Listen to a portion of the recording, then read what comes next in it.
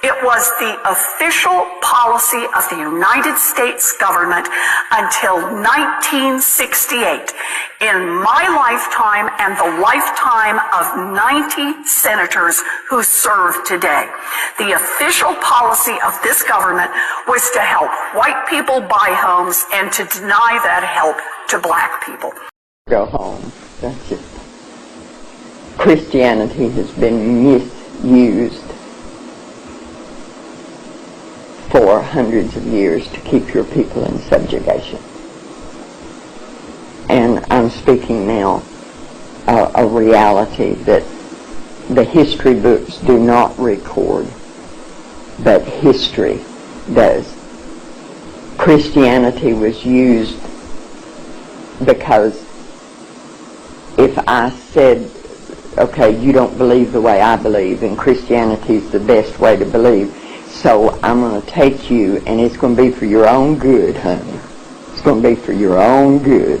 I'm going to take you, and I'm going to tear away everything about you, and just keep your hands and your feet, because they can help me. Getting off. But I'm going to do this for your own good, because I'm going to give you a God. Now, what does that God look like? The reality of it is when he came here, he didn't look like me. So what am I going to do about that? I'm going to make him look like me. So for hundreds of years we've been telling you, and now you have to keep in mind that we took away any other God that you might have through force, through fear, through pain, through any means necessary. So now I'm going to give you a God, but I'm going to do that in a way that is going to further me. So I'm going to give you a God that looks like me, so that when you bow down to that God, you're bowing down to me. And because I wasn't hearing these things, because the Bible tells us what Jesus looked like when he walked here. The Bible tells us what he's going to look like when he comes back. We have taken that and changed it. Do you remember when Jesus went to Egypt? He hid in Egypt. The people in Egypt, honey, they're not white people. How could he hide that? See, so that we've done that.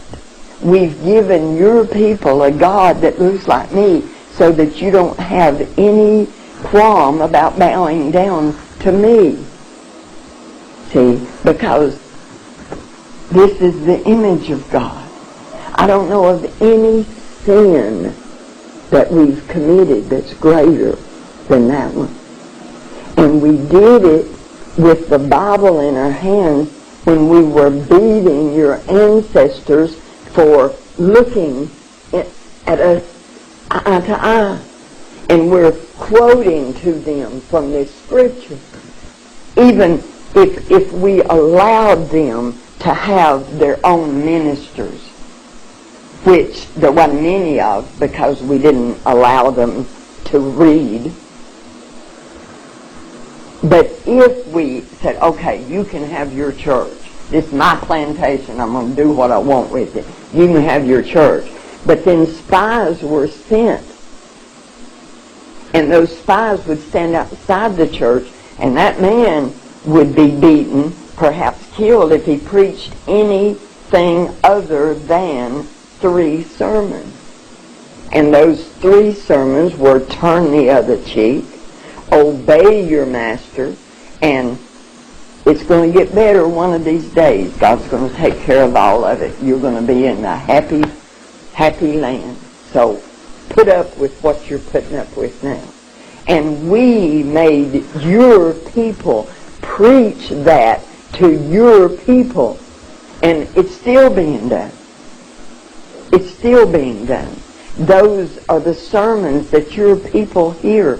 Those sermons are what causes your people to comfort me when I do something that's wrong.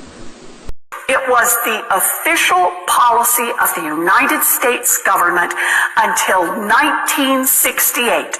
In my lifetime and the lifetime of 90 senators who serve today, the official policy of this government was to help white people buy homes and to deny that help to black people.